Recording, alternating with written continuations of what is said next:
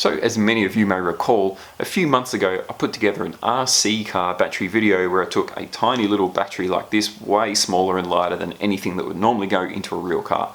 I threw it into this track car behind me and we saw if it would actually work. Now this thing is absolutely insanely small, but did it really work?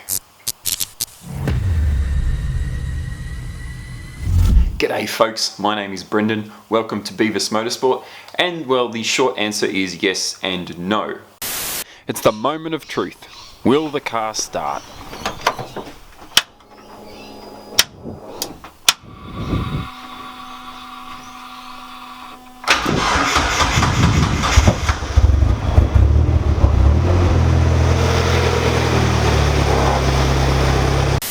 You see, the battery, it did kind of work and it started the car, but it was not quite big enough. It was just a little bit too small to be able to handle a longer crank or a cold start or anything like that. It would just start to sort of get sad and crook.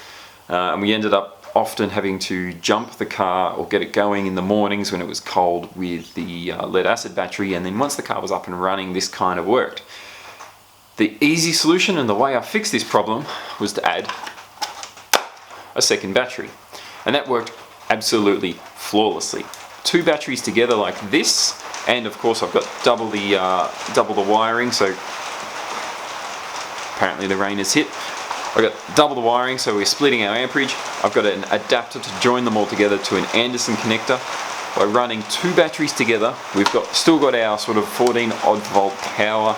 It's got real punch to it, and this has been running flawlessly. I still run it on the original factory alternator, or I don't do any special charge circuits or anything, so there is that risk. However, after any track days, I do take these out and I balance charge them on an RC car battery charger. These are a LiFePO cell, not a LiPo cell, so slightly different to the more volatile LiPo that you would run in an RC car. LiFePO is generally considered to be a bit safer to run, particularly when you're putting it in something like a track car where you don't want things to catch on fire and explode. I liked running the pair of these so much, I actually bought two more for my other car. It's a street car, although it's not driven every day. It still works fantastic. I can leave it sitting in the carport for a couple of days and it's not like it suddenly discharges or loses voltage. The thing still fires up really well, although I do have a battery kill switch that I throw on the thing for the longer periods where it's sitting. Now the other thing to mention is I did have a 3D printed bracket that holds these. I had to obviously redesign this and make it bigger to account for the two batteries. I've actually gone through a number of iterations in design. This is probably version 4 or 5. It's thicker than the original, much stronger, and I've gotten rid of any of the holes that were saving on weight to try and turn it into more of a battery box than just a battery holder.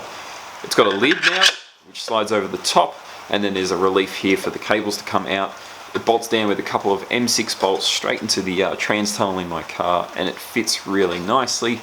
Looks pretty neat, it's pretty discreet, although it is bright white, so maybe I should make black. Anyway, other than that, I really can't fault it. So far, it's been working fine. On this car, it runs a Megasquirt MS3 ECU, which regulates the alternator. On the other car with these batteries, I'm running the factory Mazda ECU, again, which also regulates the alternator. Both cars seem to be charging and maintaining the batteries fine. They don't seem to discharge really quickly. I'm not having issues with the batteries sitting. The batteries for this car can sit for a number of months and they still fire up first time really well.